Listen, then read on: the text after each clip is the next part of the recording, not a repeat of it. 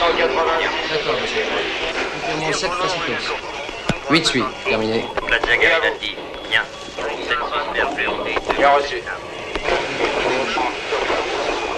Reçu. Engin qui appelle. 379, je vous écoute. Oui, vous allez voir. Toujours rien. L'entrée carrossable dans le 98. Bravo.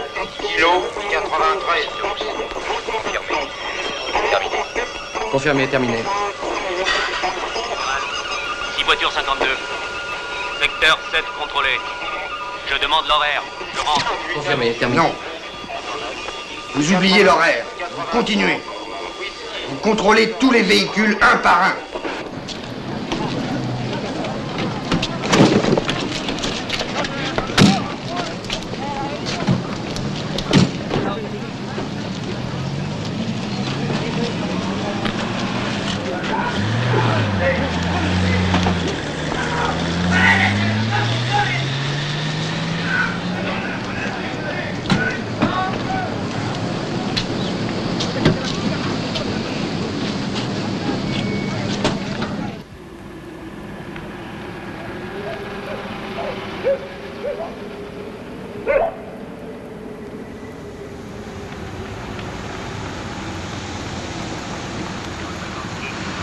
Et à vous.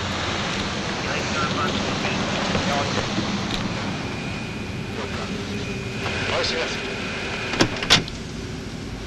Engin qui appelle. 379, je vous écoute. Oui, vous allez voir pour une entrée carrossable dans le 98 10 kilo 93.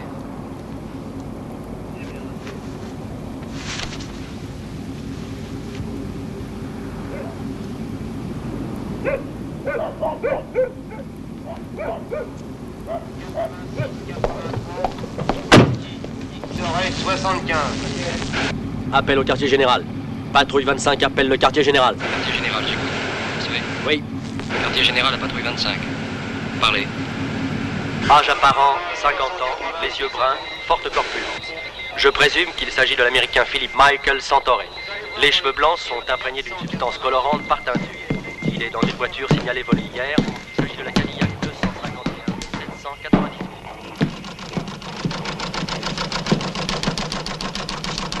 Anthony? You found him? Yes. Dead? Dead. I must inform the government. Call the ambassador, Terry. Deuxième projectile, 9 mm, avec chemise de cuivre. Orifice d'entrée dans l'abdomen, côté gauche. Trajectoire ascendante et légèrement oblique.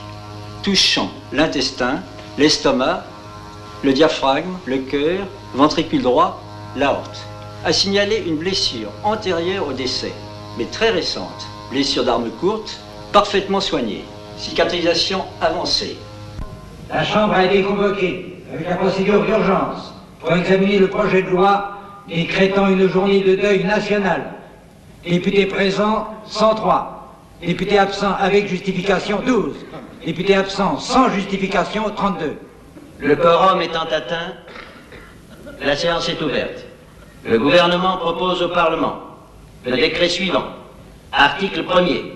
Le deuil national est décrété pour aujourd'hui, en raison de la mort de Philip Michael Santore, fonctionnaire de l'AID et citoyen des États-Unis. En conséquence, les services publics, les écoles, les banques et la bourse doivent cesser toute activité. Article 2. Les funérailles seront célébrées aux frais de l'État. Qui vote contre? Qui vote pour? Unanimité. La présidence invite l'Assemblée à observer une minute de silence en hommage à Monsieur Philip Michael Santore.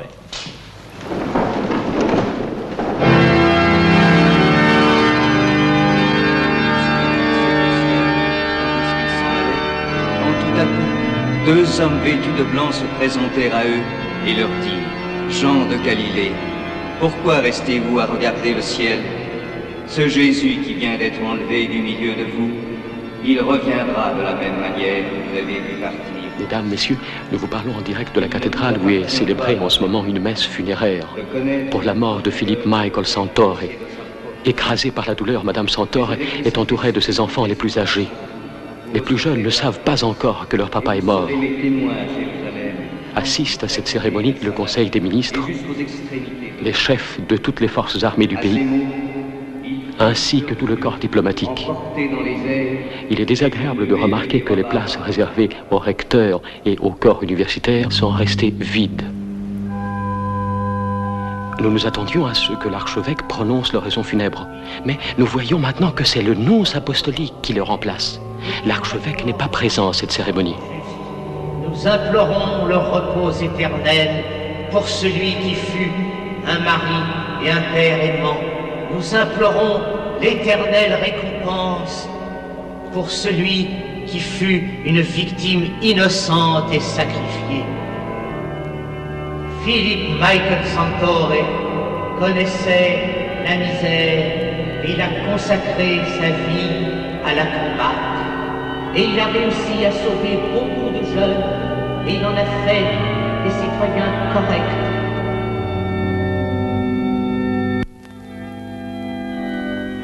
The hookworm feeds on substances that can be found in human blood.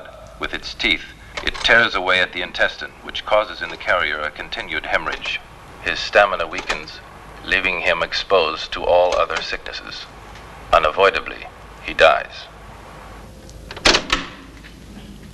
Well, you don't need to look so worried. After all, there's hardly any chance of your being affected by this parasite. The main cause of this ailment is, obviously, malnutrition. You know, you'll be living in big cities. You'll be eating good, healthy, nourishing food. You'll be drinking bottled water, and so on. And I do advise you, above all, to shop in the PX. You see, you'll be very privileged. We, as well as our husbands, are supposed to stand for our civilization, for our ideals, and for our way of life. It's not always easy. Some of these countries are difficult and often hostile. C'est ainsi qu'il fut victime du terrorisme et de la violence, de ce déchaînement soudain et meurtrier de la violence, de cette furie aveugle et homicide qui, de nouveau, depuis lundi dernier, s'est abattu sur notre communauté.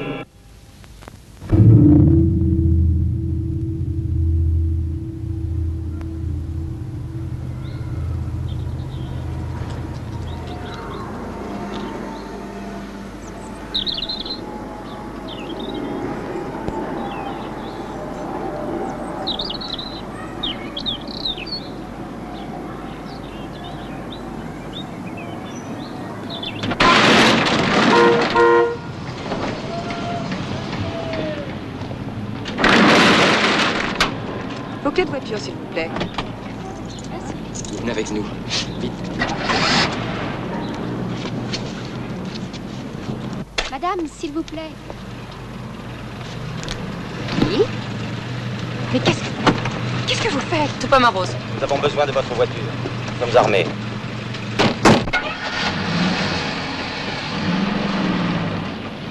Ouvrez la portière.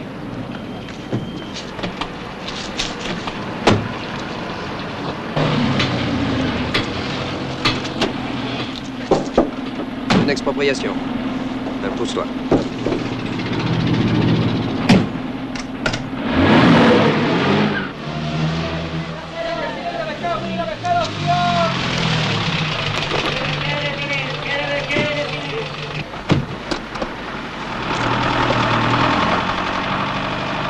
Oh non, c'est pas vrai. Encore? Ah, parce qu'on vous a déjà... Oui, on m'a déjà. Pour le vol de la banque Chaise Manhattan. L'expropriation. Et aujourd'hui, c'est pourquoi? Vous saurez demain, par les journaux. Nous aussi, d'ailleurs.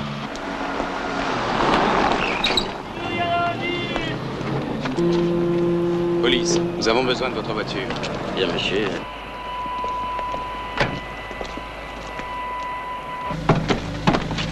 On a besoin de la camionnette pour un petit travail.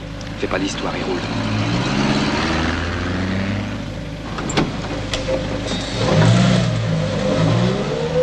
Tupamaros? Pas besoin de ce truc-là avec moi. Mais je veux que vous sachiez une chose. Je suis pas du tout d'accord avec vos méthodes. Politiquement parlant. Et dans la pratique, en ce moment. Par où on va? Par là ou par là? Par là.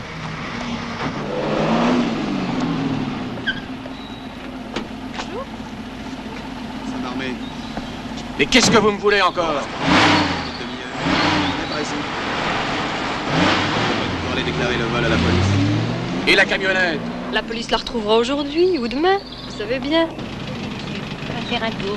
Oui, je sais. On se promène une petite demi-heure et après je vous dénonce à la police. Attention, il n'y a pas beaucoup de frein, faut pomper. Et la deuxième passe mal.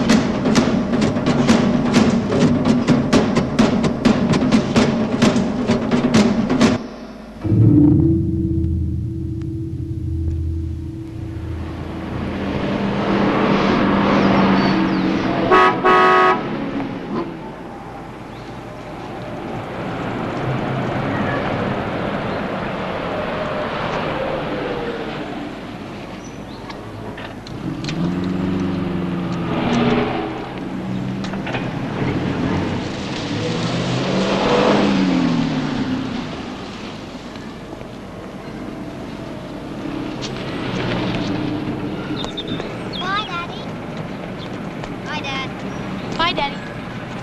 Hurry up. Come on, quick.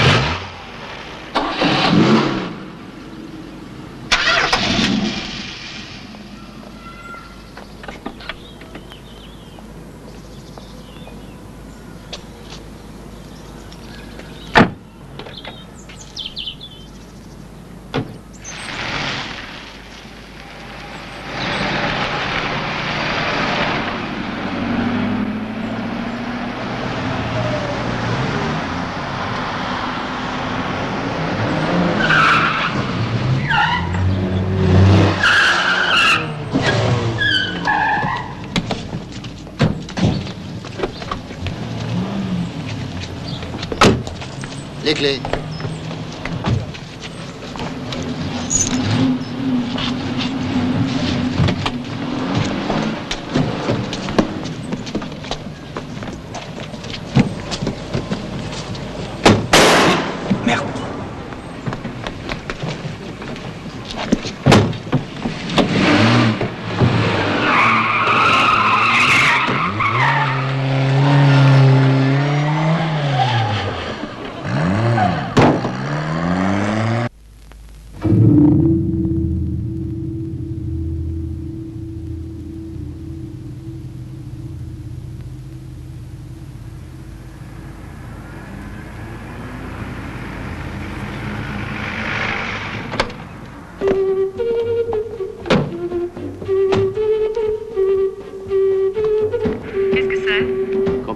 téléphone.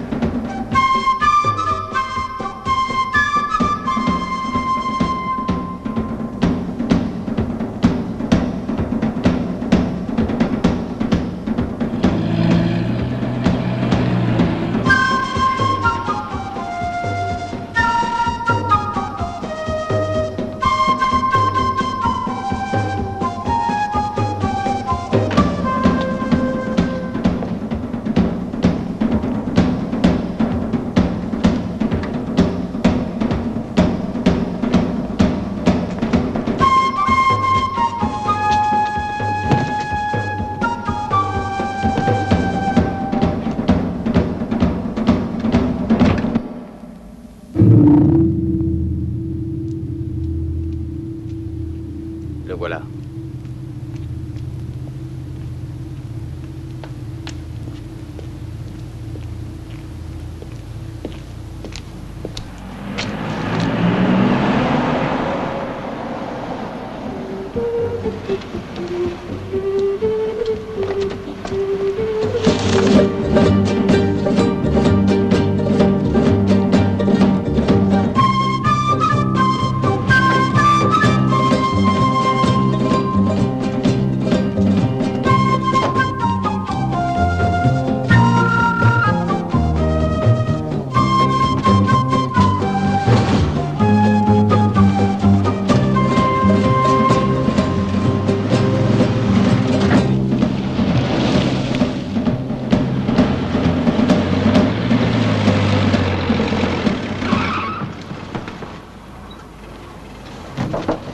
Qu'est-ce qu'on fait? Va voir.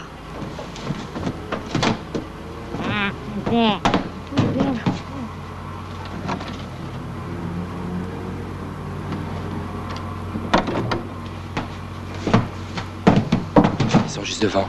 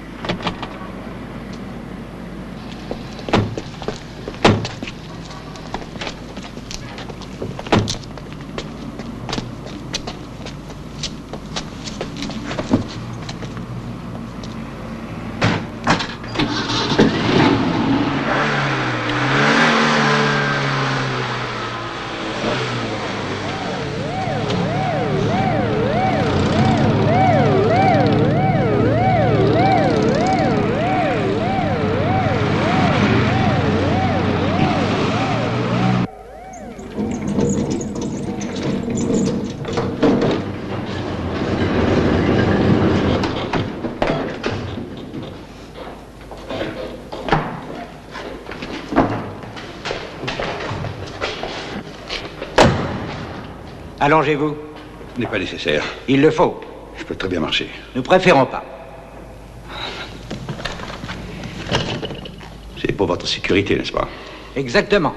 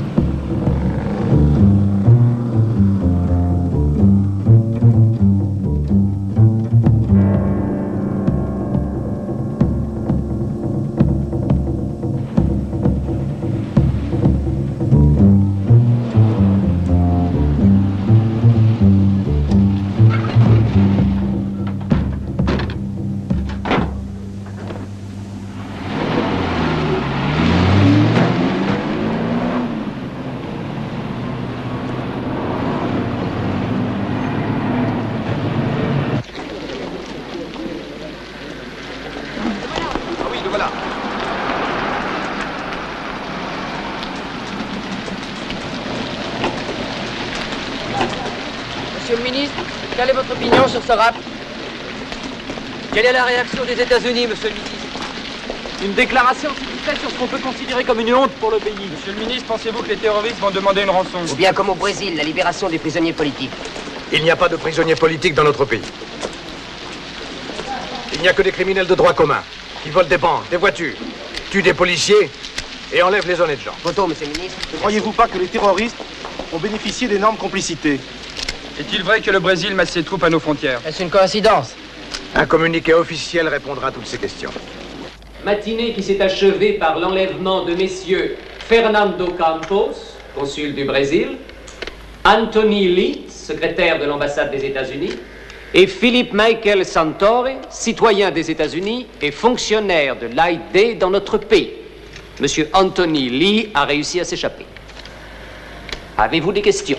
Croyez-vous que le gouvernement, et en particulier le ministère de l'Intérieur, va prendre les mesures nécessaires pour faire face à une situation qui dure déjà depuis 6 ans et qui désormais est devenue insupportable? Insupportable pour le gouvernement. Insupportable pour le pays. C'est le gouvernement qui est insupportable pour le pays. Il existe la loi des pouvoirs exceptionnels, votée par le Parlement, en accord avec l'article 168 de la Constitution. Mais elle devait durer 60 jours et c'est dans ces conditions qu'elle a été votée. Et 60 jours sont passés depuis plus de 2 ans. Cette loi continue d'être l'instrument avec lequel le gouvernement affronte la situation avec responsabilité. D'après votre communiqué, il apparaît que les Tupamaros... L'usage de ce mot est interdit par la loi. Notre pays vous offre l'hospitalité. Veuillez respecter ces lois. Nous, on les nomme les innommables, monsieur. Ce sont des terroristes. Excusez-moi. Je voulais seulement dire que, d'après votre communiqué, près d'une centaine de ces innommables auraient pris part à l'opération. Or, tous les renseignements, tous les témoignages parlent d'un maximum de 10 pour chaque enlèvement. 10 fois 3, 30.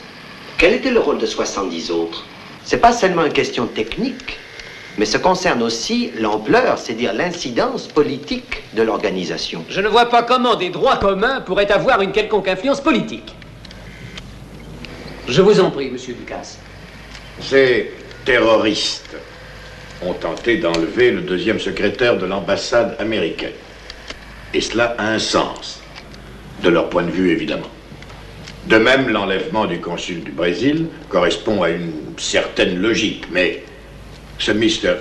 Santore, Philippe Michael Santore, pourquoi? Ce n'est pas un personnage officiel.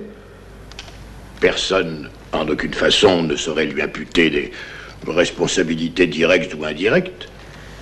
Personne parmi nous ne connaissait son existence. Alors, qui est vraiment ce Mr. Santore? Et que faisait-il dans notre pays? Monsieur Philip Michael Santore est un des fonctionnaires de notre agence. Quelles sont exactement ces fonctions? Eh bien, nos activités sont multiples. Nous intervenons dans les divers secteurs de l'industrie, là où elle existe. Nous nous intéressons à l'agriculture, à l'industrie minière, à l'éducation, à l'industrie forestière et à la recherche scientifique. En Amérique latine, nos activités s'exercent dans le cadre de l'Alliance pour le progrès. Mais nous intervenons aussi dans tous les pays du monde libre qui souhaitent recevoir l'assistance économique et technique des États-Unis. Évidemment, des techniciens de l'Amérique du Nord. Oui, la majorité en effet, car ils possèdent les qualifications nécessaires. Mais n'oubliez pas que la formation des cadres locaux fait aussi partie de notre programme. En fait, ça permet à un gouvernement étranger d'avoir un œil un peu partout dans le pays, de connaître ses ressources, ses richesses. Comment connaître vos problèmes sans l'aide des spécialistes? Et comment vous aider à les résoudre sans les connaître, ces problèmes? Moi, je dirais plutôt le contraire. C'est-à-dire? C'est un détail. Mais ce sont les États-Unis qui ont besoin d'assistance, plutôt que les autres pays. C'est tout au moins ainsi que je verrai les choses. Le goût du paradoxe. De la précision. Que ce soit en buvant de la bière, en avalant de l'aspirine, en se brossant les dents, en faisant cuire sa nourriture dans une casserole d'aluminium, en utilisant un frigo ou en chauffant une pièce. Tous les jours, chaque citoyen de mon pays contribue au développement de votre économie. Cette contribution prend toute sa signification quand on entre dans le domaine militaire. Mais inutile de vous faire perdre votre temps, nous parlions de ce monsieur, ce Mr. Santore. Cette question de l'assistance, il faudra que nous y revenions un jour. Pour en finir une fois pour toutes. Entièrement d'accord. Alors, ce mystère Santore, quelles étaient ses fonctions à l'AID? Dans quel genre d'activité était-il spécialisé? Dans les communications, c'était un spécialiste, un expert. C'est lui. C'est lui. C'est quand l'Alliance pour le Progrès a remis 300 voitures de patrouille à la police, non? Oui. Et alors, comme ça, vous vous occupez aussi de notre police? Il existe un accord officiel entre nos deux gouvernements. Oui, bien sûr. Oui. Et Mr. Santore travaillait ici, dans cet immeuble? Non. L'AID dispose d'un local à la préfecture de police. L'AID collabore avec notre police pour l'amélioration des divers secteurs de l'ordre public, pour la sécurité en matière de circulation, pour les communications dans les cas urgents et d'autres problèmes administratifs. Et ce Mr. Santore, ça fait 1 an qu'il travaillait ici, n'est-ce pas? Oui, à peu près. Et avant, il est venu des États-Unis? Non, il a été dans d'autres pays d'Amérique latine. Toujours pour le compte de l'AID? Oui, en qualité d'expert en communication. Vous connaissez ces pays? Pardon? Est-ce que vous connaissez ces pays d'Amérique latine? Je crois, entre autres, Saint-Domingue et aussi le Brésil. Alors comme ça, monsieur Santore, avant d'arriver dans notre pays, vous avez été aussi au Brésil pour le coup d'État militaire. Vous me surestimez. Je suis arrivé 2 ans avant, en 62. Il faut un peu de temps pour le préparer. Pas l'Amérique latine. Aux États-Unis, vous êtes plus rapide. En quelques secondes, vous assassinez un président. Donc, vous étiez au Brésil en qualité de conseiller, avant, pendant et après le coup d'État. Exact. Sur les bases d'un accord officiel entre mon gouvernement et celui du Brésil. Le gouvernement démocrate de Goulard. Oui. En 64, Goulard est renversé par les militaires, qui suppriment le Parlement, les partis, la liberté de la presse, les syndicats. Vous êtes resté. Les accords conclus avec mon gouvernement n'ont pas changé. Je sais. Johnson a même envoyé ses félicitations quelques heures avant le putsch. Nécessité politique. Et le côté moral a été assuré par le cardinal Spellman qui a envoyé sa bénédiction. Dieu américain et putschiste. Et vous? Moi, je ne fais pas de politique, je suis un technicien. Un technicien de la police. Exact. Et la police a pour tâche de défendre l'ordre. Exact.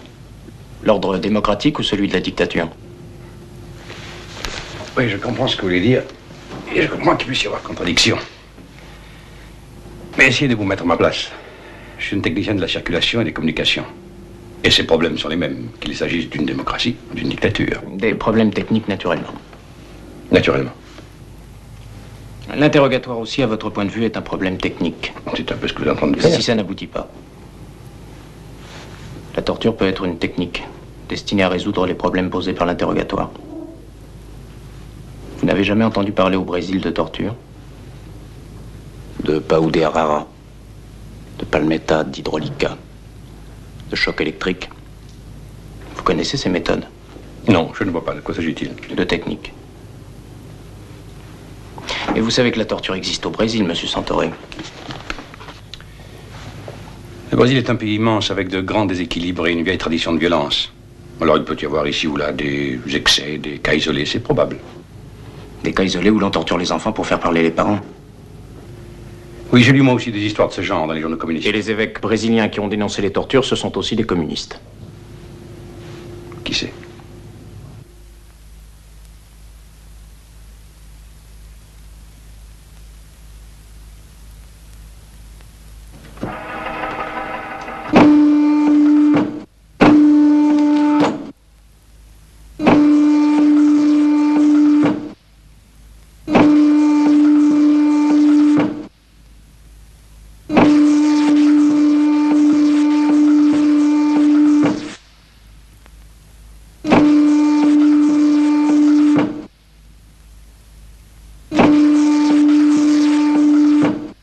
À Sao Paulo, À Belo Horizonte, à Guanabara, à Pernambouc, on fait des cours sur la torture, avec exercices pratiques sur des sujets vivants. Et vous, conseiller de la police brésilienne, vous n'avez jamais rien su, monsieur Santori? Non.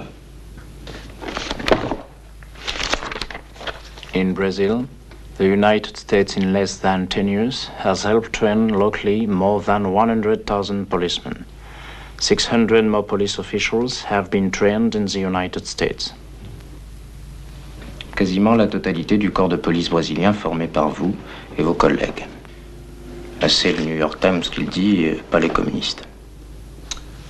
Oui, vous faites les amalgames habituels. Je n'ai rien à voir avec tout ça. Ce type-là, vous connaissez? Je ne pense pas. Cela?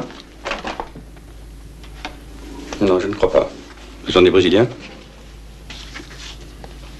Pour ce qui est de celui-ci, vous ne devriez pas hésiter. En effet. Bon. Vous y êtes maintenant? Oui, parfaitement. Ça fait 2 ou 3 ans. La montre doit être celle que vous portez.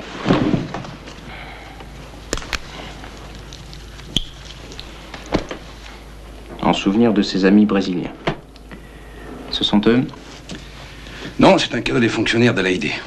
Et cela avait été invité, il a représenté le commandement militaire. Non, la police militaire. Probablement. De toute façon, ce ne sont pas les amis à moi. En tout cas, ils sont dénoncés comme tortionnaires. Ah. Par les évêques? Par leurs victimes. Et aussi par les évêques. Tout ça fait une belle série de coïncidences. Vous y croyez, vous, aux coïncidences? Généralement pas. Bon, ça suffit pour aujourd'hui. Vous fumez? Merci. Vous voulez boire quelque chose? Whisky? Ici, on n'a que de l'eau. Ça ira quand même.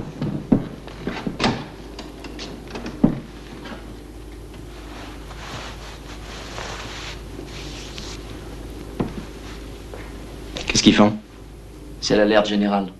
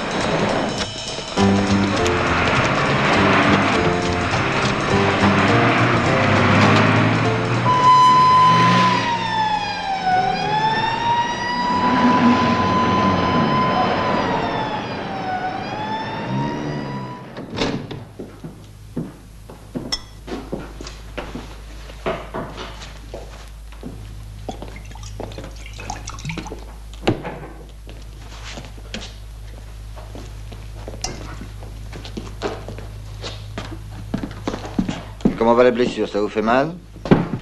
Un peu. Et c'est assez curieux, c'est supportable. Ça a été un accident. Oui. Un peu trop de nervosité et pas assez d'expérience. Peut-être un peu trop jeune.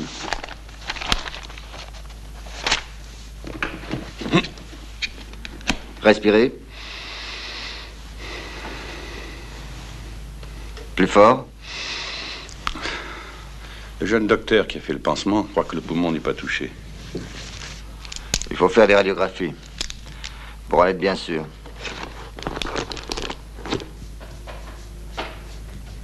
Vous n'avez pas à vous inquiéter, vous comprendrez plus tard. Je ne m'inquiète pas, j'ai de bonnes raisons pour ça. Je me fie à votre intelligence. Je crois que vous aussi, vous connaissez bien votre métier. Eh bien, je n'en suis pas tellement sûr, vu la situation.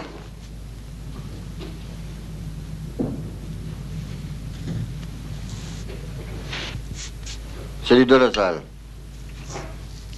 C'est pour vous faire dormir.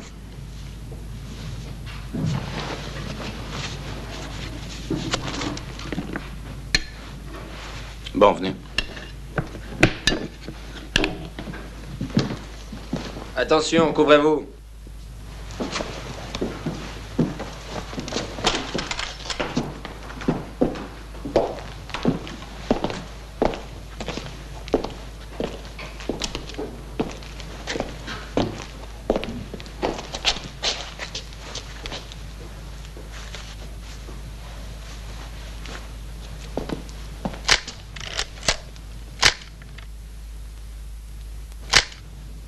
L'homme nouveau doit être sorti du matérialisme pour le ramener au spirituel. Le pape Léon XII a son verrou global. Vous connaissez ? Il a condamné le matérialisme qui a provoqué la révolution industrielle, qui a amené l'ambition pour l'argent.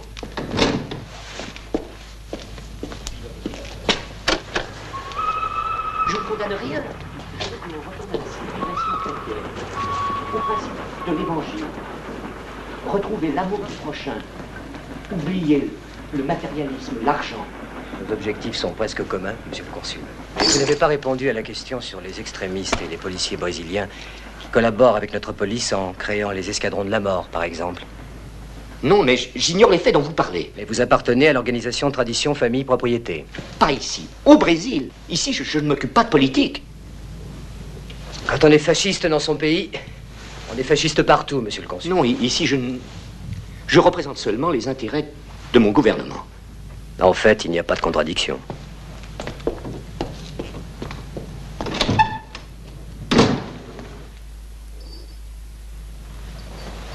Qu'est-ce qu'ils vous ont fait? Qu'est-ce qu'ils voulaient? Parler. Ils vous ont torturé? On a parlé, c'est tout. Qu'est-ce qu'ils ont dit? Ils veulent nous tuer, n'est-ce pas? Je ne pense pas. C'est pas leur méthode. Et puis, ils prennent trop de précautions. Vous aussi, ils vous ont transporté en civière? Oui, oui, oui. Vous voyez bien. Les civières, les murs tapissés de journaux, les masques. Ils ne veulent pas qu'on puisse le reconnaître. Ni cet endroit. Ah, vous avez un avenir, c'est évident.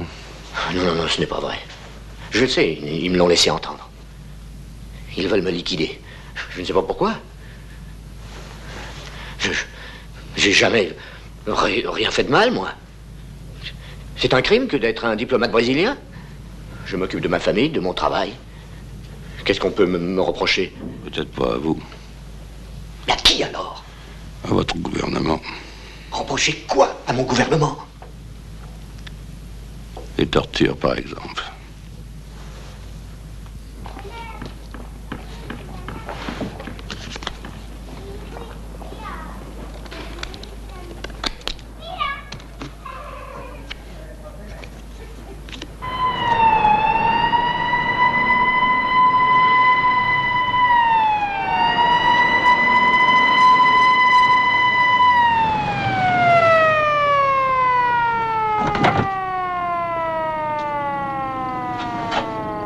Papier, s'il vous plaît.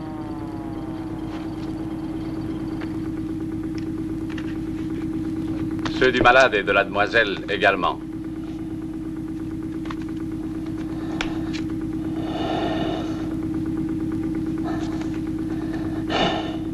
Vous êtes le docteur Sanchez? Oui.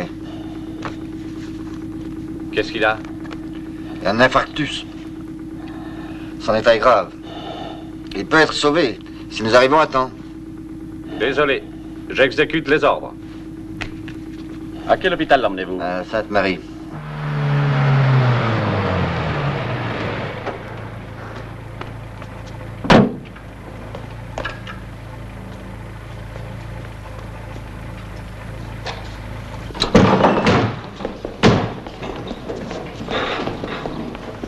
Bonsoir. Bonsoir, docteur Francia. Urgence, intoxication.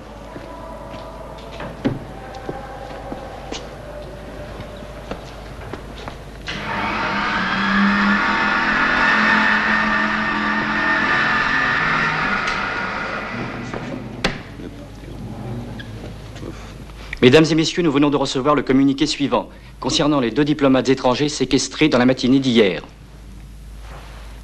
Ceci est un communiqué du mouvement de libération nationale, Commando Liberarse.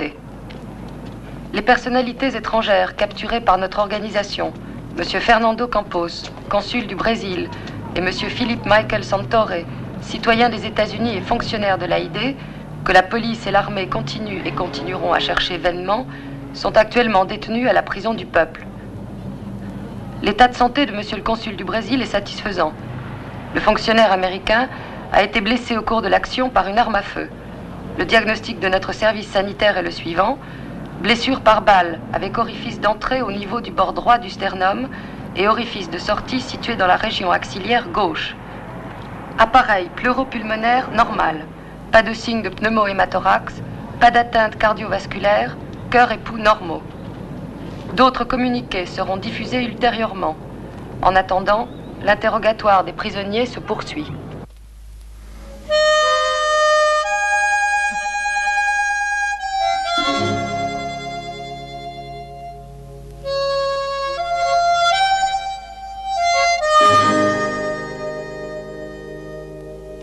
Et après le Brésil, vous êtes allé à Saint-Domingue en 1965.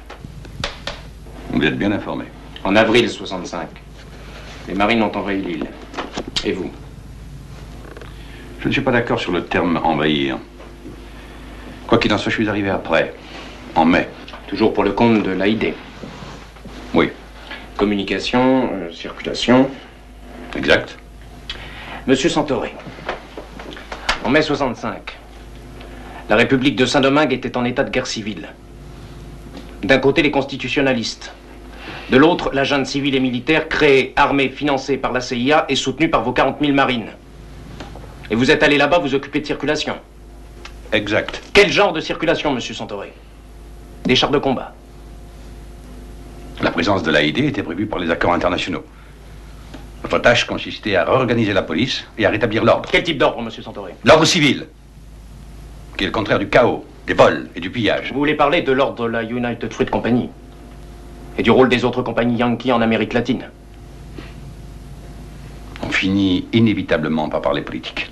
Inévitablement. Vous êtes resté 2 ans là-bas, n'est-ce pas? Oui, de 65 à 67. Au cours de cette période sont morts et disparus des centaines de démocrates, de dirigeants politiques, de dirigeants syndicaux. Une commission internationale de juristes a accusé de ces assassinats la police de Saint-Domingue. Et vous étiez là pour la réorganiser. Il y avait à ce moment-là beaucoup de commissions internationales à Saint-Domingue. Coïncidence. Heureusement, vous n'y croyez pas. Et si, quand elles se répètent, nous y croyons. Nous les analysons comme des faits objectifs. Vous voulez boire quelque chose? Oui, un peu d'eau. Et il y a aussi du lait, si vous voulez. Je tiens à exprimer toute mon indignation de citoyen et de parlementaire. Et je demande que le gouvernement nous dise clairement qui a sollicité les services de ce fonctionnaire étranger. Très bien, bravo. Qui le paie? Qui l'a autorisé à exercer des fonctions au sein de notre police? Et en quoi consistent exactement ces fonctions? Ainsi, vous vous indignez, monsieur Martinez. Il faut croire que les méthodes de cette innommable organisation armée servent à quelque chose. C'est évident, cette violence qui indigne ici tout le monde est plus utile que le système démocratique que vous déclarez défendre. Cette violence a permis de vous poser, aujourd'hui seulement, le problème de l'indépendance de notre pays. Je ne pense pas que ce soit un homme comme vous de me donner des leçons d'indépendance, ni de sens civique. Sûrement pas. Et puisque vous avez saisi le problème de l'indépendance de notre pays, alors menez une enquête sur cette nuée d'Américains généreux et désintéressés, spécialistes, techniciens, conférenciers, conseillers, qui arrivent chaque jour sous des signes divers. International Monetary Fund, U.S. Information Service, Inter-American Development Bank, American Health Organization, American Institute for Free Labor Development, United Nations Development Programme, Agricultural Commodity Development Assistance, Peace Corps. Cette nuée qui peuple notre pays. Cette nuée qui peuple notre pays et l'Amérique latine tout entière. D'accord. Qui fait marcher les usines? Les ouvriers. Demandez à vos ouvriers s'ils préfèrent le chômage. n'est pas le lieu ici. Développez votre propagande bolchevique. Pourquoi les Américains donneraient-ils leur argent pour rien? Monsieur Fabry, vous devriez plutôt nous parler de vos amis les Russes. Je ne vous demande pas de comprendre les idéologies, mais la géographie. L'Union soviétique est loin. Les Yankees, on en trouve partout. Et même à la préfecture.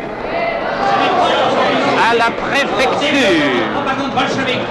À la préfecture. Ils font leur apparition en 62. Personne ne savait ni qui ils étaient, ni ce qu'ils faisaient. Mais ils avaient déjà un bureau à la préfecture au 4e étage, sans plaque sur la porte. Et ils avaient des contacts avec des officiers supérieurs. En 66, leur présence devient officielle. C'est alors qu'officiellement arrive leur chef, Robert Bain, lieutenant-colonel des forces spéciales.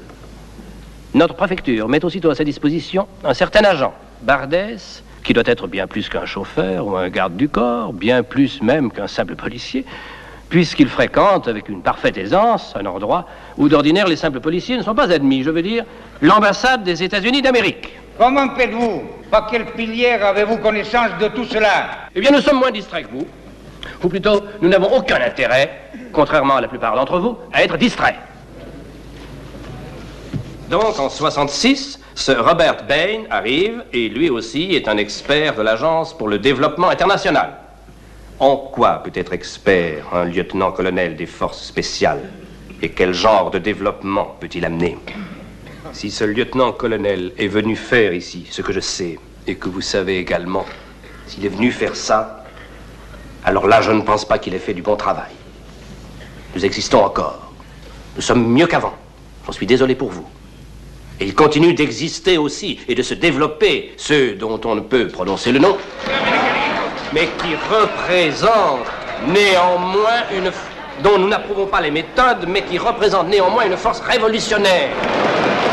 Une force révolutionnaire. Une riposte à l'oppression, à la corruption, aux prières. Silence, je réclame le silence. Monsieur le Président.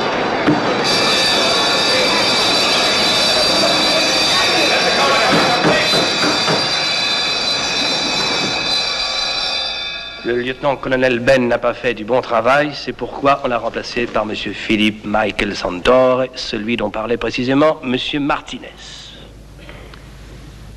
M. Santore était chef de police dans son pays. Puis il a voyagé beaucoup en Amérique latine avant d'arriver dans notre pays.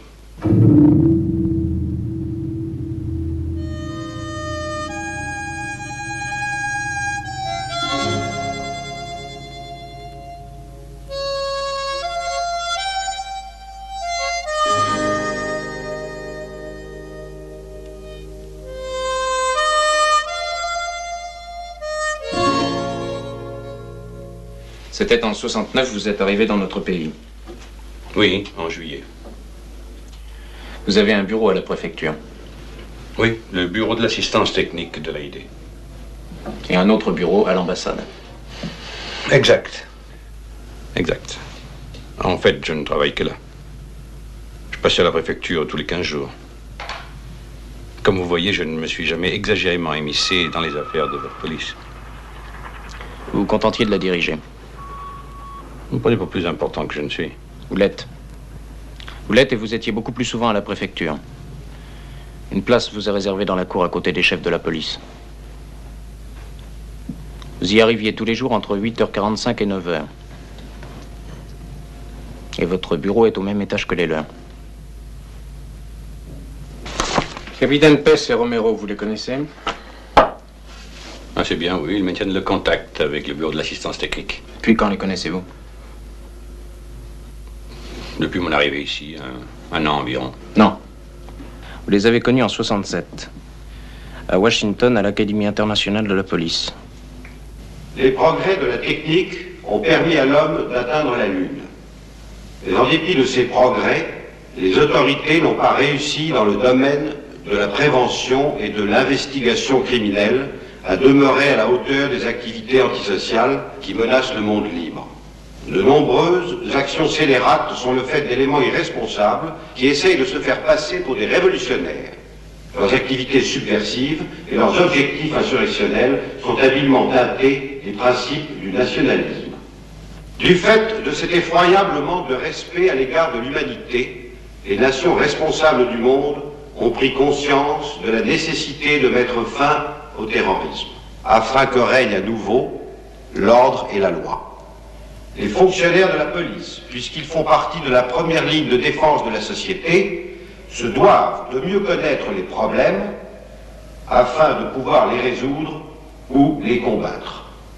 C'est surtout dans ce but qu'a été constituée notre Académie, pour que les meilleurs représentants de toutes les polices du monde libre puissent se réunir, échanger leurs idées, leurs expériences, et parvenir ainsi à une vue plus profonde, plus globale, des graves problèmes auxquels la société se trouve aujourd'hui confrontée. Oui, peut-être que Lopez et Romero sont allés à l'Académie. C'est possible. Il y en a beaucoup qui rentrent à l'Académie. Une trentaine de votre pays. 67 en 4 ans. Vous dites ne pas avoir connu Lopez et Romero à Washington. Mais pourtant, ils étaient vos élèves dans votre classe. Ton point de vue, tes expériences. N'essaie pas d'être trop intelligent. Fais exactement comme si tu parlais à des amis ou à ta femme. Mais je suis pas marié.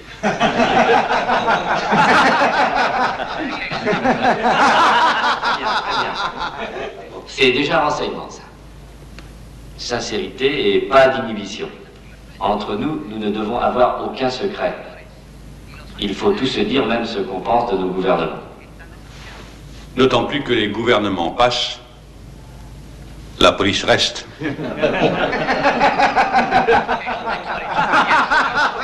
Bien. Voici les thèmes traités.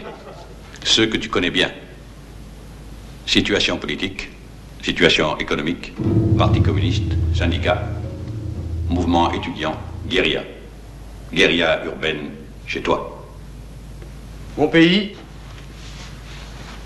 c'est un tout petit pays avec de grands problèmes. Voilà le réseau de communication dont vous êtes spécialiste. C'est plutôt un réseau de renseignement. Les spécialistes du renseignement, c'est vous. C'est très difficile, même pour un policier, d'entrer à l'académie.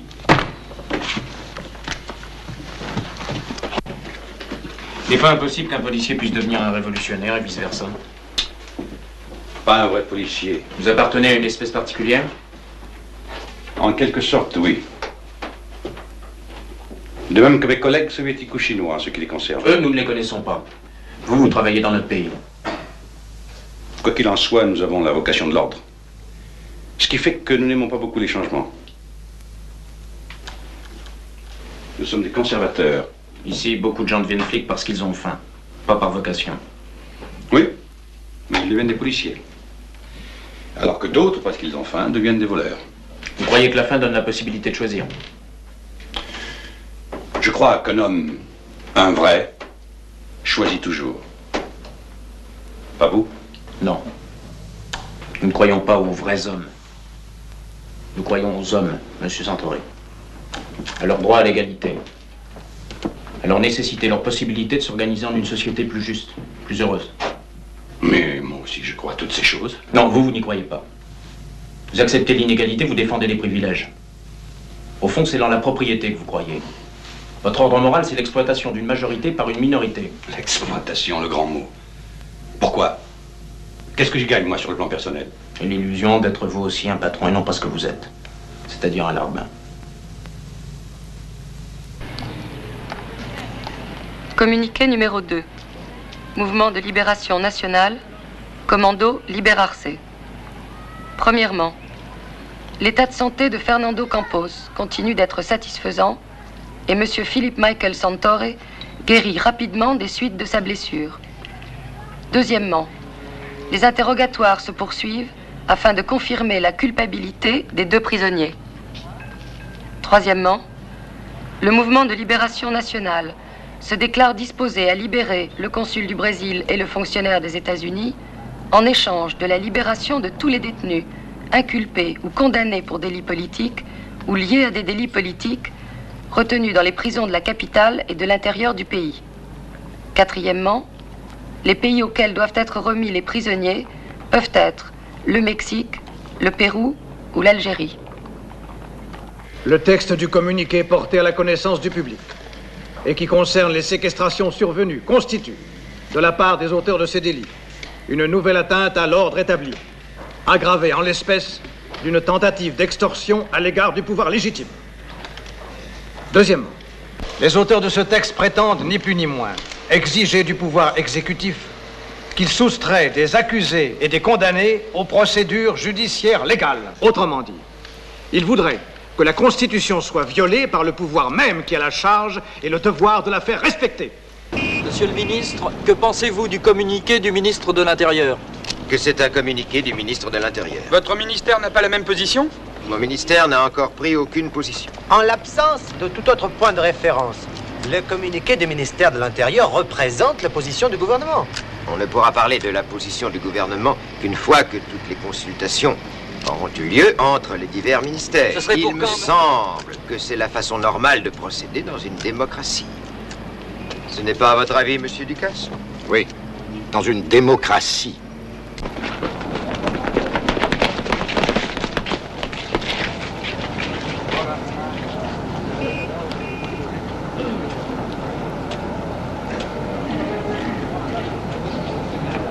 Laissez passer, pardon. Bonjour, le recteur vous attend. Vous aussi, monsieur.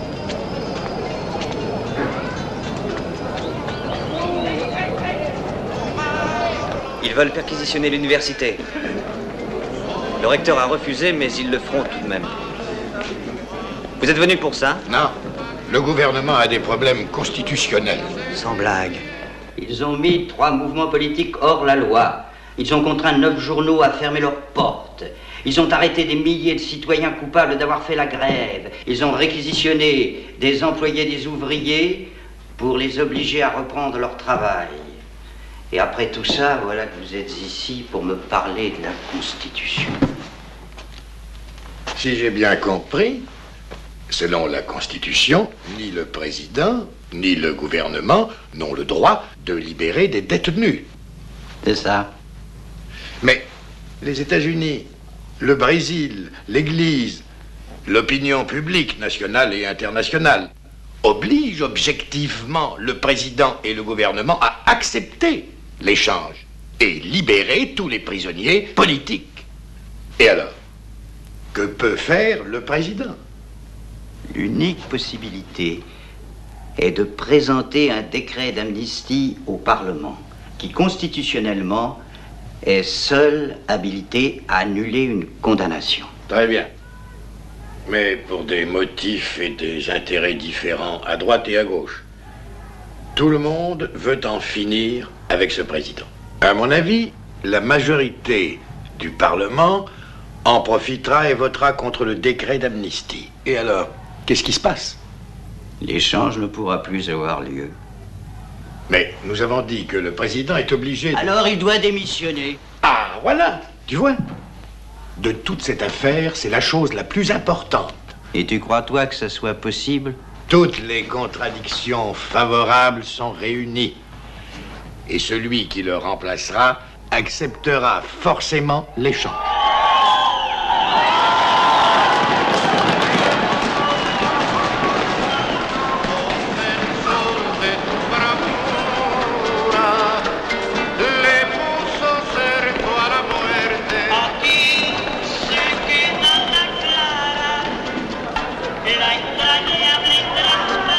Mais pourquoi s'obstinent-ils tellement, ces jeunes gens? Ces jeunes gens défendent l'autonomie universitaire.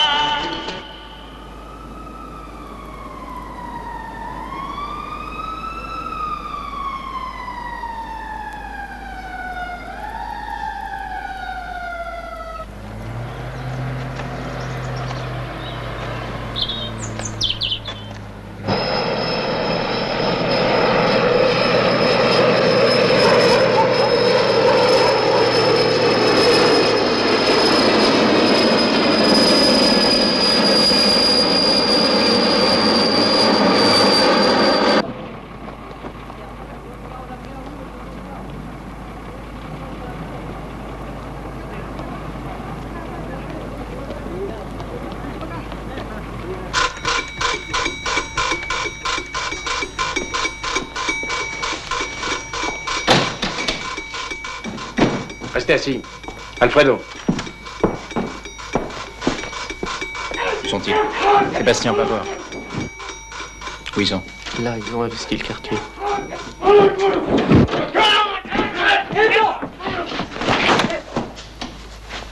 Là, ils sont tout près.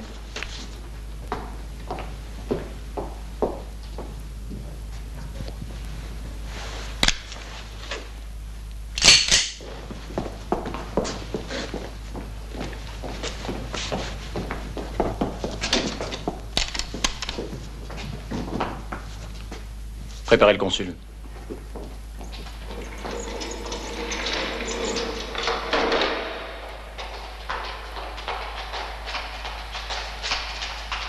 Vous avez une belle voiture. Oui, elle n'est plus très jeune, mais elle marche encore très bien.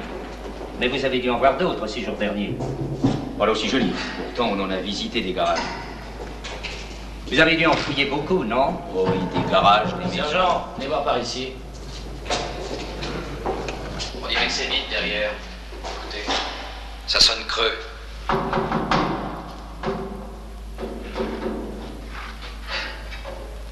Mais avec ces étagères devant, ça a l'air muré. Bon, bah si c'est muré, c'est muré. Mais c'est pas un peu monotone de fouiller comme ça? Au début, ça serait plutôt rigolo, mais à force, hein, grimper, descendre des étages dans des tas de maisons pendant 4 jours, il va en avoir assez. Et c'est encore pire d'être fouillé. Bon, on l'a tout vu, je crois. On s'en va. Attendez.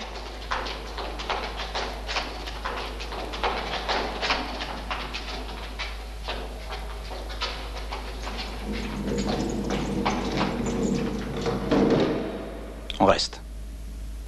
Ferme. Ils étaient au-dessus de nous, n'est-ce pas? Ils étaient tout près. Quelle bande d'incapables. Manque de renseignements. Exact. Pourtant, ils auraient les moyens de les obtenir. Une technique appropriée, un matériel approprié.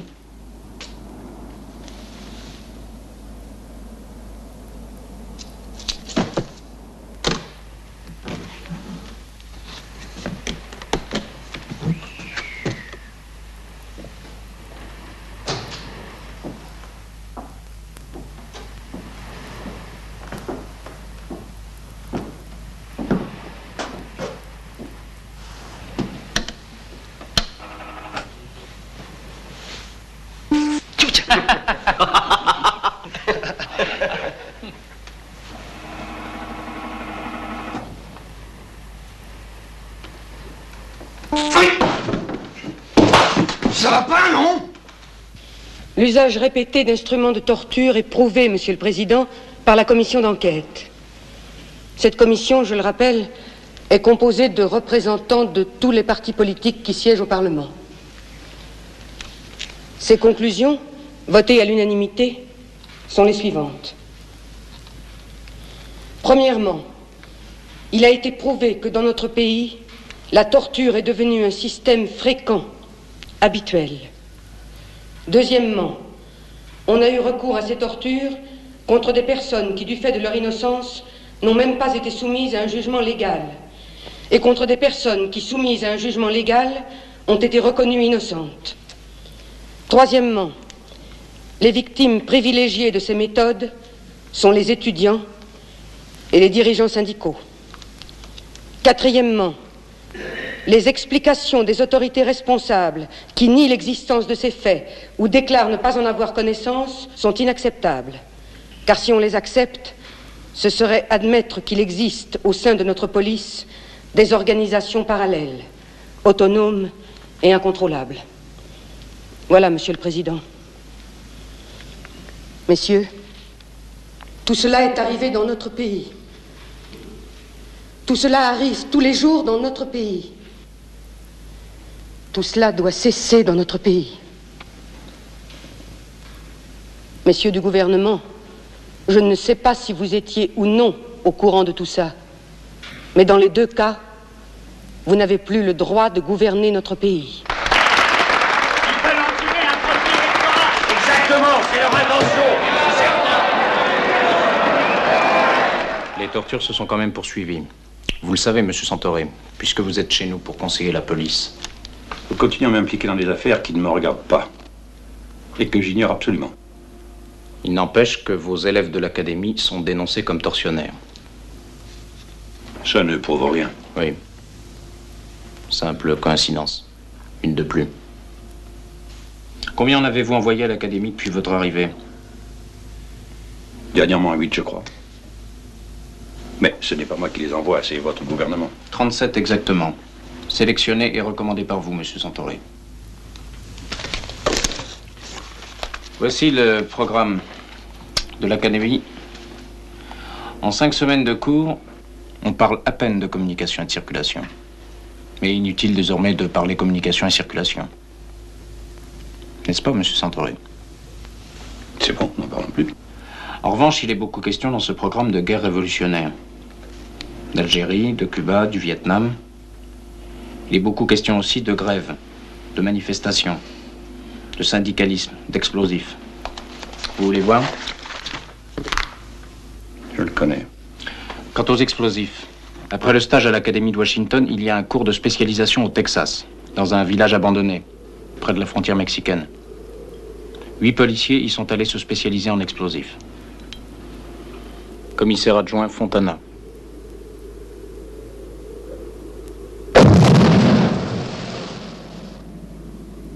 Capitaine Pignatores. Commissaire adjoint Suarez.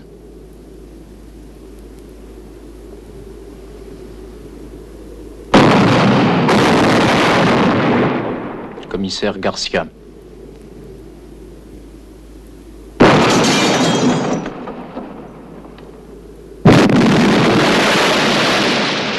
Commissaire adjoint Panisolo.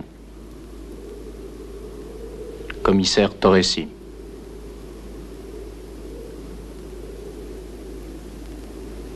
Capitaine Bordes. Attentat de provocation, la foule réagit, la police intervient. Commissaire Benitez. Attentat de provocation et d'intimidation.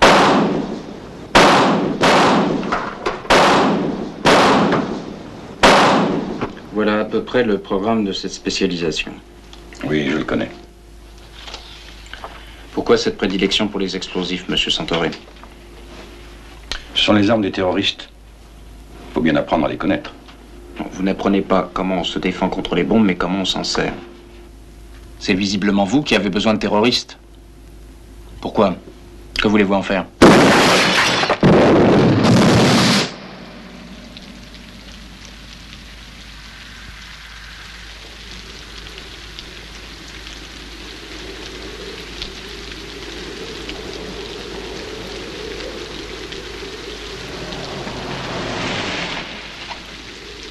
Bonjour, monsieur le recteur. C'est grave.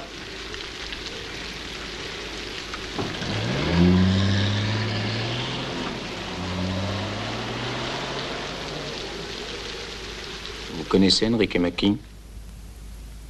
Vous le connaissez. Vous vous rencontriez chaque semaine dans une de ces boîtes de nuit.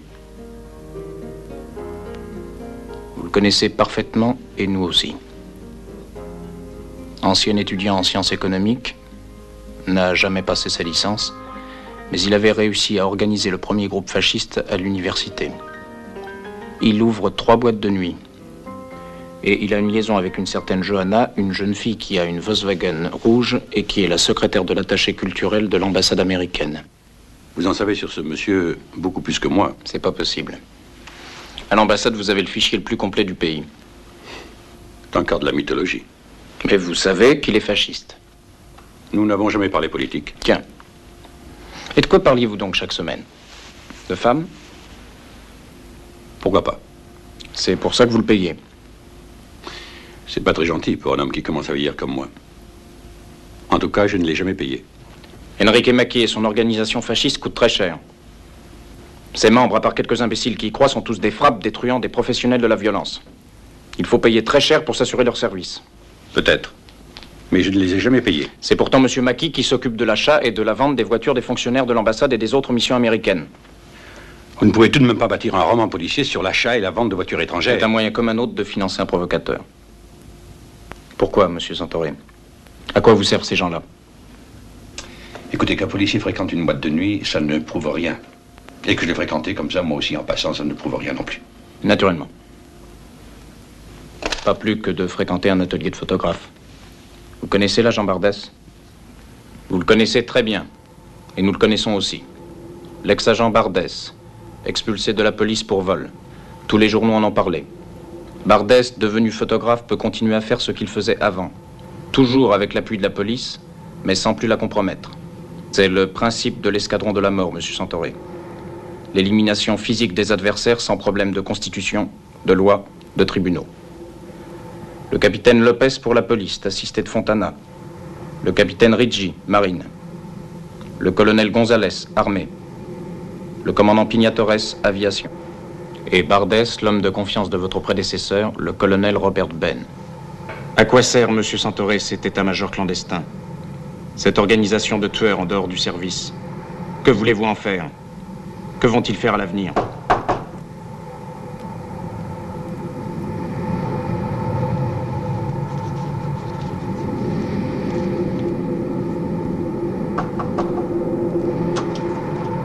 Votre fils est là? Quoi, qu'est-ce que vous voulez? Qu'est-ce qu'il y a? Venez. Mais il n'a rien fait. Il ne s'occupe plus de politique. Ça ne fait qu'une semaine qu'on l'a libéré de prison. Justement, nous ne sommes pas d'accord.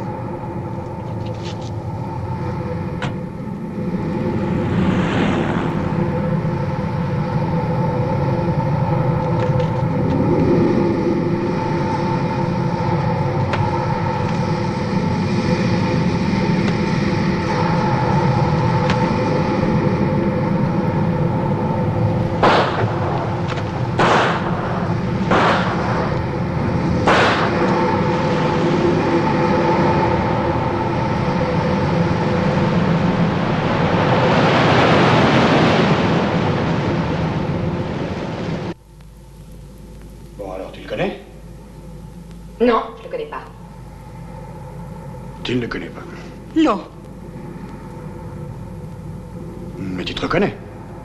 Non. Tu ne le connais pas, hein? Non. Non. Non. Non. Non. Non.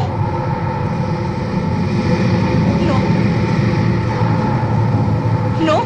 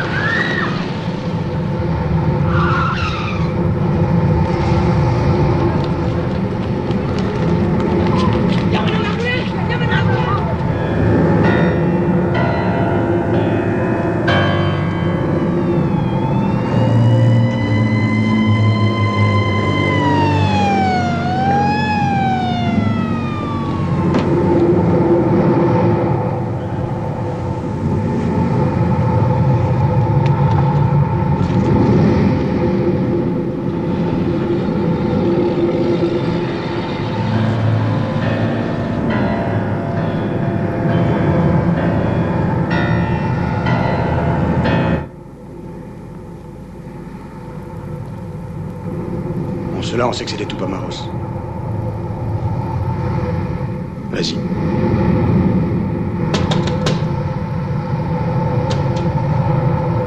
C'est vous les Martinera? Oui, c'est nous. Qu'est-ce que vous voulez en Sortez tous, c'est une simple vérification. Que tout le monde sorte, s'il vous plaît. Attention, je répète. Quiconque se trouve à l'intérieur du sessionnal numéro 20 est invité à sortir immédiatement.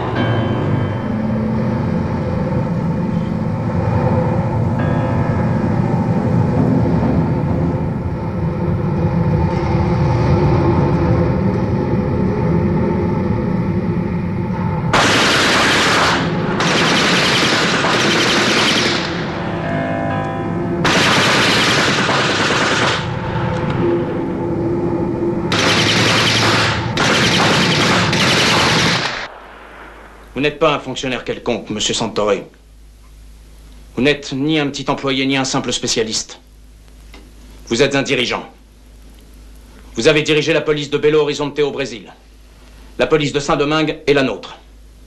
Vous faites cela directement, et aussi par le canal des hommes que vous envoyez à Washington, où ils apprennent entre autres à trahir leur pays. Vous déclarez défendre la liberté et la démocratie. Vos méthodes sont la guerre, le fascisme, la torture. Vous êtes bien d'accord, monsieur Santore? Vous êtes des subversifs, des communistes. Vous voulez détruire les fondements de la société, les valeurs fondamentales de notre civilisation chrétienne, l'existence même du monde libre. Vous êtes un ennemi qu'il faut combattre par tous les moyens. Je crois que nous n'avons plus rien à nous dire. Oui, je le crois aussi. Mais dites-moi, je voudrais savoir, pour quel type de civilisation croyez-vous combattre? Vraiment? C'est une faiblesse, monsieur Santore. Disons une civilisation où l'existence de gens comme vous n'aurait pas de sens. Communiqué numéro 3. Monsieur Fernando Campos, consul du Brésil, est et s'est révélé être le digne représentant de la dictature carnassière du Brésil.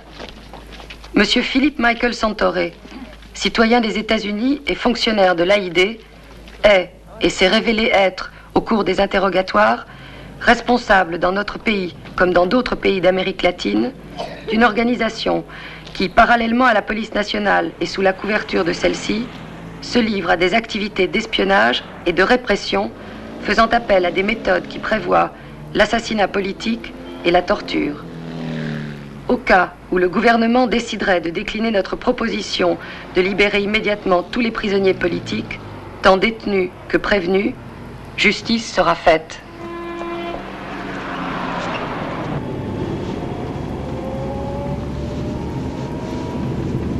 C'est cette maison-là. Vous êtes sûr? Oui, oui.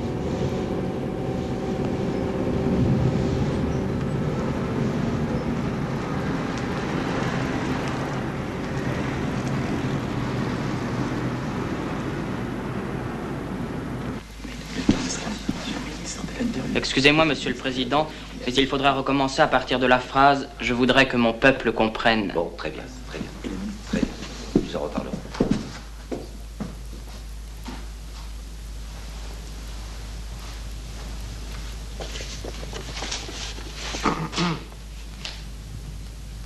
Je voudrais que mon peuple comprenne la responsabilité qui pèse sur mes épaules. J'espère ardemment que cette situation angoissante n'aura pas d'issue tragique. Mais l'affaire, en dépit de ses implications sur le plan international, puisque les victimes ne sont pas des ressortissants de notre pays, est strictement du ressort de la police. En tant que président de la République, j'ai le suprême devoir de défendre le droit, de défendre les institutions, de défendre la justice légitime, qui est la seule à pouvoir juger et condamner.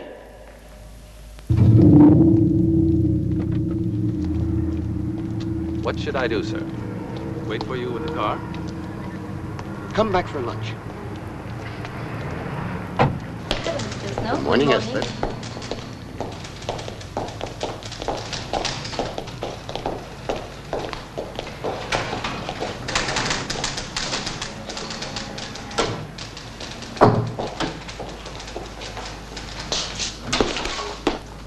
Mr. Snow, s'il vous plaît. Yes? Police. What? Police. Mr. Marcus, please. Oui, qu'est-ce qui se passe? Monsieur Snow ne connaît pas notre langue. De quoi s'agit-il? Nous sommes de la police. Nous avons l'ordre de nous occuper de Monsieur Snow. Il faudrait qu'il nous accompagne au commissariat. Simple formalité. OK. Il vaut peut-être mieux que j'appelle sa secrétaire. Elle pourrait servir d'interprète. Il vaut peut-être mieux que vous n'appeliez personne. Vous obéissez.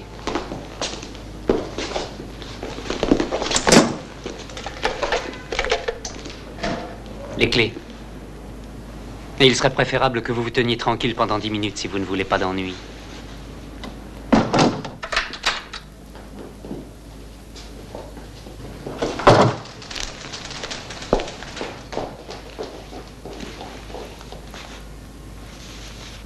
Tout ça ne prête même plus à rien.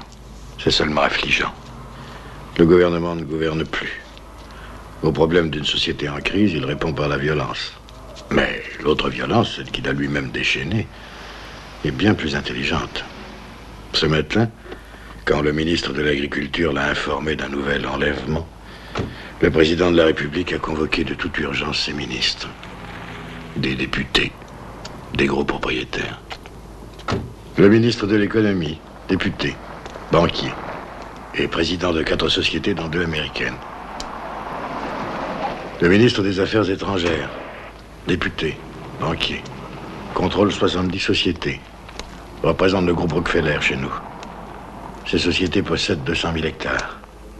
Ambassadeur au Vatican, chef d'un groupe qui contrôle 85 sociétés, dont 19 étrangères. Ministre, propriétaire de 2 journaux, ancien ministre, député, 2 banques, 6 sociétés, dont 2 américaines. Le clan Herbert, banquier, contrôle 300 000 hectares, 7 sociétés, dont 3 américaines. Un député, un ministre, un ancien ministre. D'autres banquiers, d'autres industriels qui ont été ministres. Des ministres qui sont banquiers ou industriels. Des banquiers industriels qui tôt ou tard seront ministres. Et enfin, le ministre de l'Intérieur, le seul qui ne soit ni banquier, ni simplement riche, et dont le rôle est de défendre les riches et les banquiers. Pour réunir tous ces messieurs, il s'agit évidemment de prendre une décision importante, très importante, et au point où en sont les choses, la seule et unique possible, la démission du président et l'échange négocié par le nouveau président.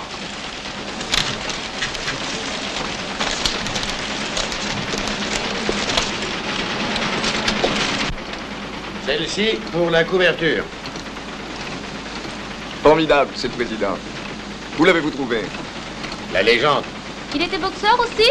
C'était un boxeur médiocre, catégorie poids moyen.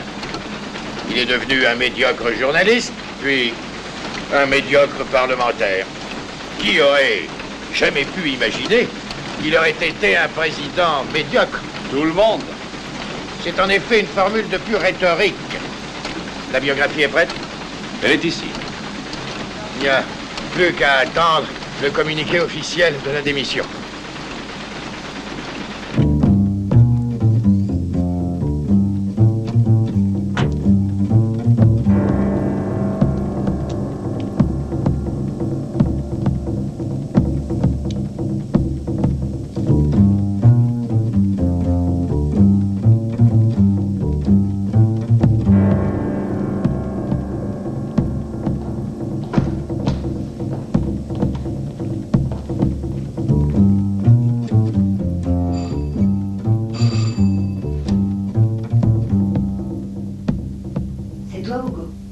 Oui.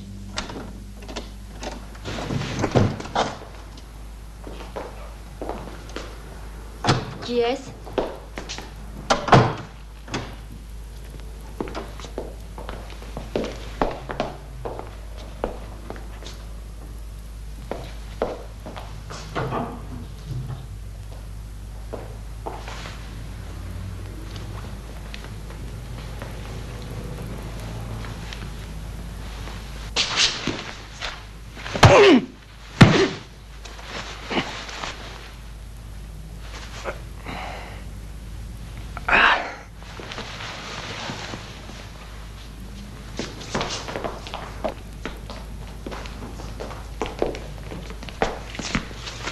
Inspecteur Raballo, vous habitez toujours le 106 avenue du 8 octobre avec la famille de votre frère? Nous sommes vos prisonniers. Comportez-vous correctement. Lopez, il paraît qu'on n'a toujours pas réussi à vous enlever cette balle de la nuque. Les menottes.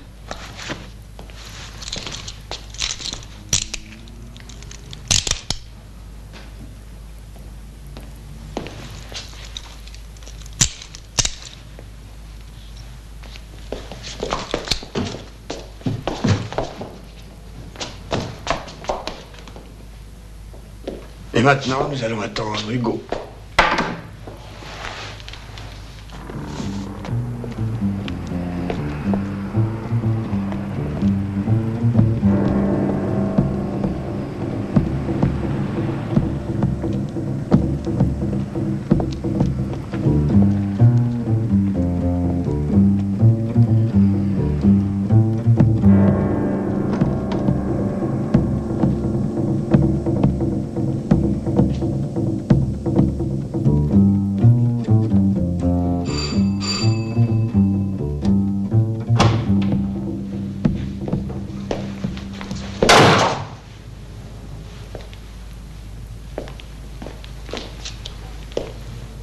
Comment ils ont fait pour trouver?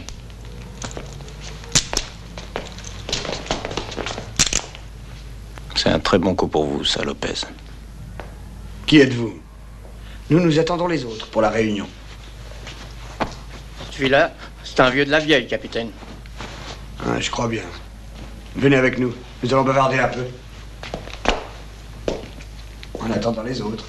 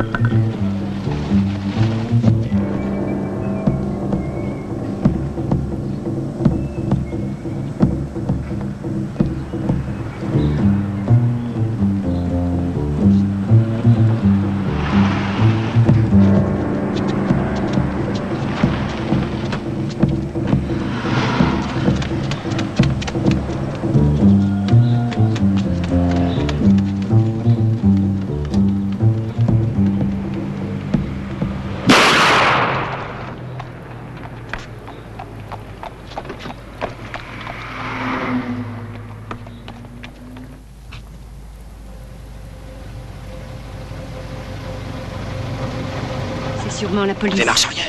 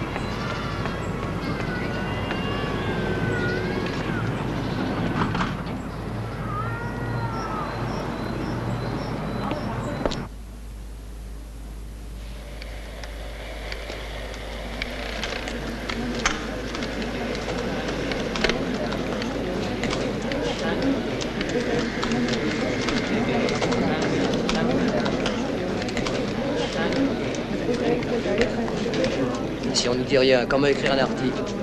Qu'est-ce qu'il y a de mieux? Écrire un article ou essayer de comprendre? Mesdames et messieurs, je suis à côté du commandant de la police et du capitaine Lopez qui a obtenu l'arrestation des séditieux. Et je vais leur poser quelques questions pour vous. Cette capture aura-t-elle des incidences sur le sort des 3 personnes qui sont séquestrées? Eh bien, je l'espère. Et de quelle façon? Il est encore un peu tôt pour le savoir. Évidemment, je ne crois pas qu'ils auront l'amabilité de nous faire connaître l'endroit ou les endroits où ils les cachent. De toute manière, nous le leur demanderons. Mais je voulais vous dire, pensez-vous qu'ils sont censés connaître ces endroits? Nous avons de bonnes raisons de penser qu'il s'agit du groupe qui dirige l'organisation. Pourrez-vous nous dire comment vous vous y êtes pris pour réussir à un coup de filet pareil? Comment avons-nous réussi, capitaine? Avec de la patience. Et aussi avec un peu de chance, peut-être? Non. La chance n'a rien à voir là-dedans. Et pour obtenir des renseignements sur le ou les lieux où sont gardés les séquestrés, comment comptez-vous procéder, mon capitaine? Certains, sinon tous les terroristes, connaissent les lieux où sont gardés les prisonniers. Nous comptons donc... Préparez-vous, on part d'ici. Plus grande fermeté. Ça suffit avec ça. Dépêchons-nous.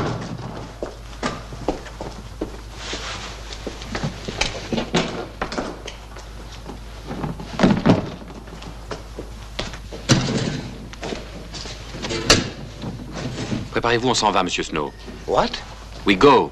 Okay, very well. Ils sont là? Oui, ils sont là. C'est vous, Santore? Oui. Préparez-vous, on est en train de partir. Qu'est-ce qui se passe? Vous aussi, préparez-vous.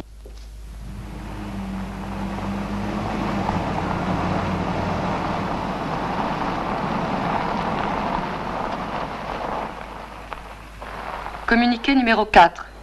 Premièrement, en cas de délation, d'aveu extorqué, de torture ou de mort de nos compagnons retenus prisonniers, de sévères mesures de représailles seront prises. Les responsables des forces de répression et de l'oligarchie répondront personnellement de l'intégrité physique de nos compagnons. Deuxièmement, le délai imparti a expiré sans que le gouvernement ait répondu à notre proposition d'échange. Le mouvement de libération nationale a, en conséquence, décidé d'exécuter M. Philippe Michael Santore. Troisièmement, l'exécution aura lieu 24 heures après la diffusion de ce communiqué et si aucune suite n'est donnée par le gouvernement à notre proposition d'échange. Vous déclarez défendre la liberté et la démocratie. Vos méthodes sont la guerre, le fascisme, la torture. Vous êtes bien d'accord, monsieur Santore? Vous êtes des subversifs, des communistes. Vous voulez détruire les fondements de la société, les valeurs fondamentales de notre civilisation chrétienne, l'existence même du monde libre. Vous êtes un ennemi qu'il faut combattre par tous les moyens. Je crois que nous n'avons plus rien à nous dire. Oui, je le crois.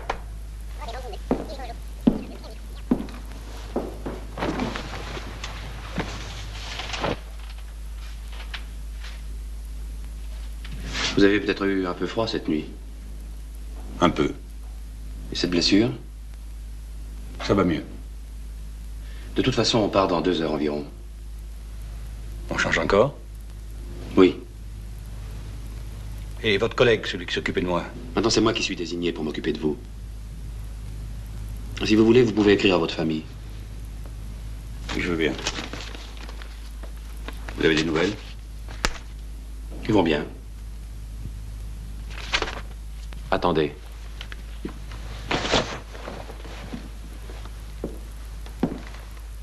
Victor, une petite table, s'il te plaît.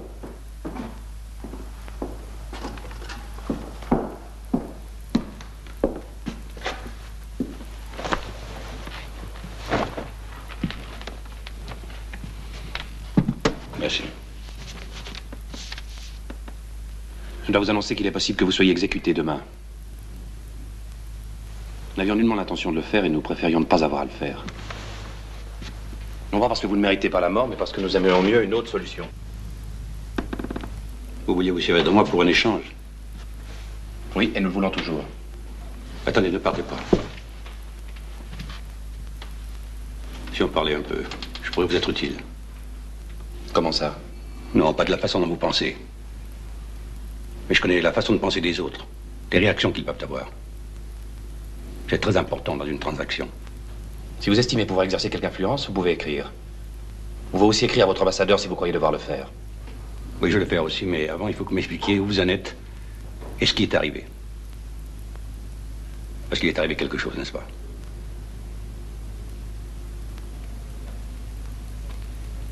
Asseyez-vous, je vous en prie. Jusqu'à hier, la situation était plus ou moins équilibrée. Hier, nous avons capturé un autre fonctionnaire de l'AID. Qui? Un agronome. La situation a tourné à notre avantage. Le gouvernement était désormais obligé d'accepter l'échange ou de se démettre. En fait, il était sur le point de se démettre. Et plus ou moins au même moment, la police a arrêté certains de nos camarades. Combien? Quelques-uns. Important? Tous nos camarades sont importants. La police affirme qu'ils sont les plus importants. Et c'est vrai? Dans un certain sens, oui. Le gouvernement ne démissionnera pas. Non, il ne démissionne plus. Il a interrompu les pourparlers secrets qu'il engage avec nous. Le ministre de l'Intérieur a diffusé un communiqué de victoire. Et vous, vous avez fixé un ultimatum? Oui. Il n'y a que moi que ça concerne? Oui, c'est vous le plus responsable. Il nous reste encore 24 heures. Vous pensez pouvoir faire quelque chose? Non, je ne crois pas. Vous pensez que votre gouvernement n'interviendra pas? Étant donné la situation, non. Je vous considère plus utile mort que vivant. Oui. Oui, je crois que oui. Parce que vous êtes en crise et qu'ils en profitent. Ils chercheront à vous donner le coup de grâce. Et ils n'ont rien d'autre à faire que de mettre à profit ce que vous allez faire vous. Ils ne savent pas ce que nous ferons vraiment. Je ne sais pas ce que vous ferez en définitive, mais je sais ce qu'ils feront eux. Parce qu'ils feront exactement ce que je ferais moi si j'étais à leur place. C'est-à-dire rien. Ils ont fait venir 100 agents du FBI des États-Unis.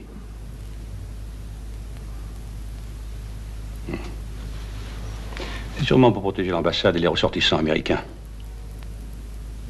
Votre police n'inspire plus confiance. Quant à vous, vous n'avez pas le choix. Si vous me tuez, ce sera un geste de cruauté et d'impuissance. Si vous ne me tuez pas, ce sera une preuve de faiblesse. Donc d'impuissance. Nous n'avons plus beaucoup de temps devant nous. Si vous voulez écrire. Oui, je vais écrire. Par l'ambassadeur.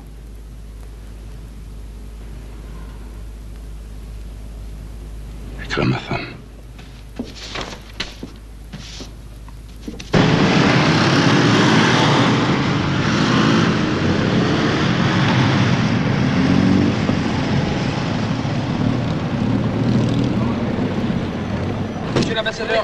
Laissez passer. Juste une question, quelle est la décision de votre gouvernement? Est-ce que c'est vous qui avez reçu le message du FAS?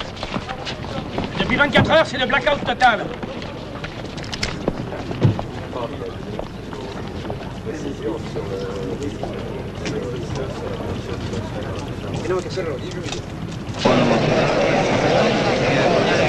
Ambassadeur, quel est le motif de votre entrevue avec le ministre des Affaires étrangères? Monsieur l'ambassadeur, pouvez-vous nous dire en quel sens vous faites le motif de votre visite au ministre des Affaires étrangères?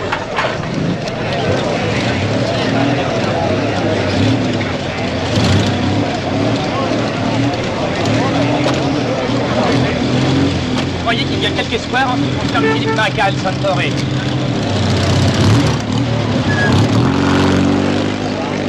Une déclaration, monsieur le ministre. Messieurs, je vous en prie. Vous savez que le gouvernement est actuellement en train de délibérer. Je suis absenté pour avoir une entrevue avec monsieur l'ambassadeur des États-Unis. Président! Quoi, présent m'informer. Un peu de patience, messieurs.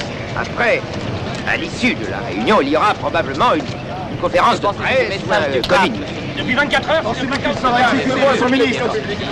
Est-ce que vous voulez vraiment le sauver? Il s'agit d'une affaire sérieuse, je vous en prie.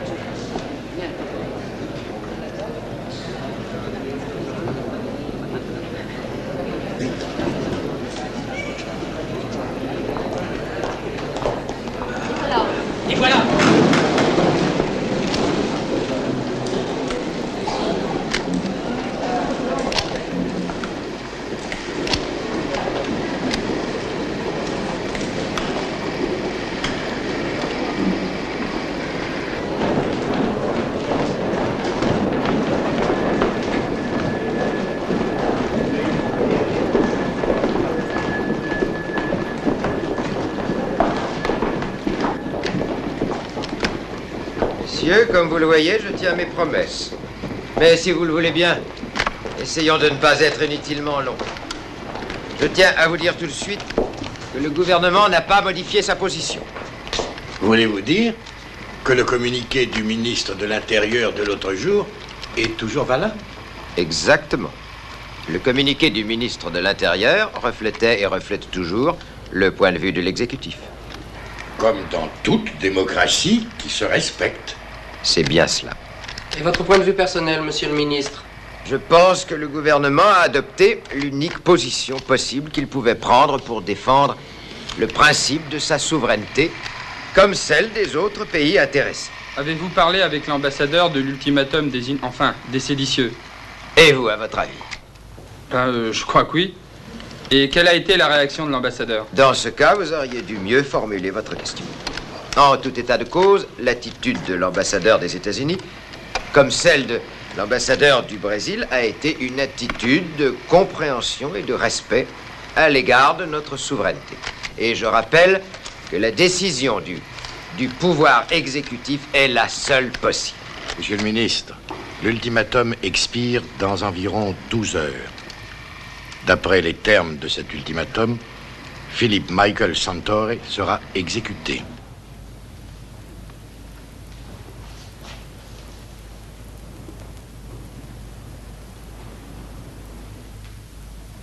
Quelle est la question?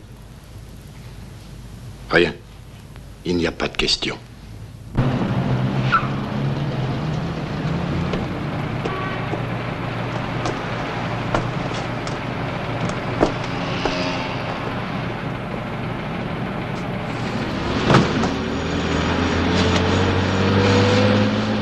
J'ai reçu le rapport. Tu es donc au courant de la situation. Il ne s'agit pas d'un problème d'ordre sentimental. Il n'en a jamais eu, lui. Il s'agit d'un problème d'ordre politique. C'est oui ou non? Ah, je sais pas trop. Le bonhomme, je m'en fous. Et je sais pas trop vraiment ce qui vaut mieux pour nous autres. Il n'y a pas que nous en Amérique latine. Tu comprends?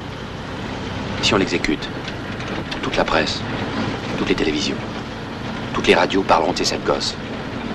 Si on n'exécute pas, les gouvernements deviendront plus forts et les mouvements révolutionnaires plus faibles. Parce que nous avons mis en marche un mécanisme révolutionnaire, sans être capable ni de le faire respecter, ni de le respecter nous-mêmes jusqu'au bout. Il aurait fallu y penser avant.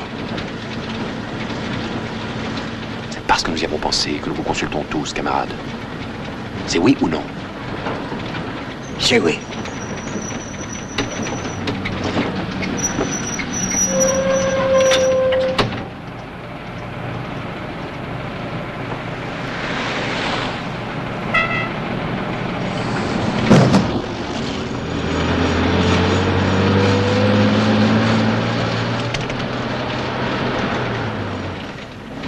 J'ai reçu le rapport. Tu es donc au courant de la situation. Il ne s'agit pas d'un problème d'ordre sentimental. Il n'en a jamais eu, lui. Il s'agit d'un problème politique. C'est oui ou non? Oui.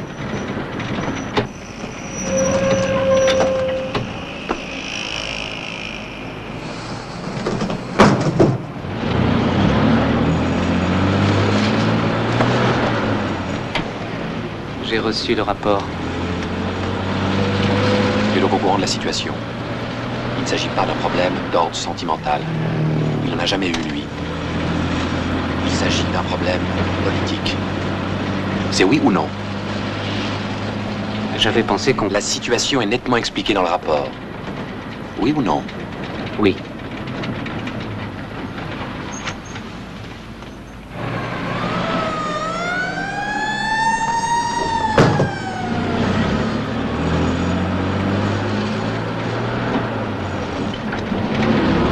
J'ai reçu le rapport.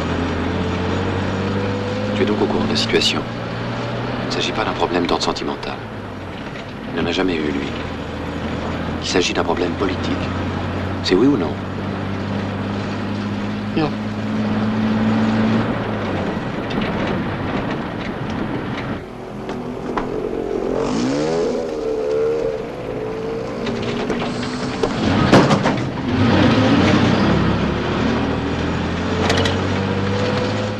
J'ai reçu le rapport.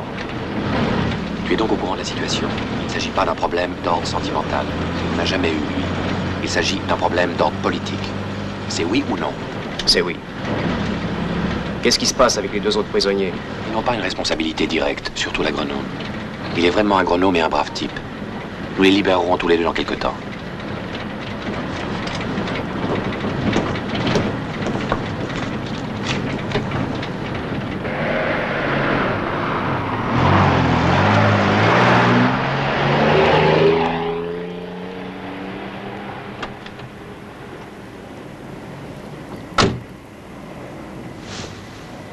Il y a une majorité de oui.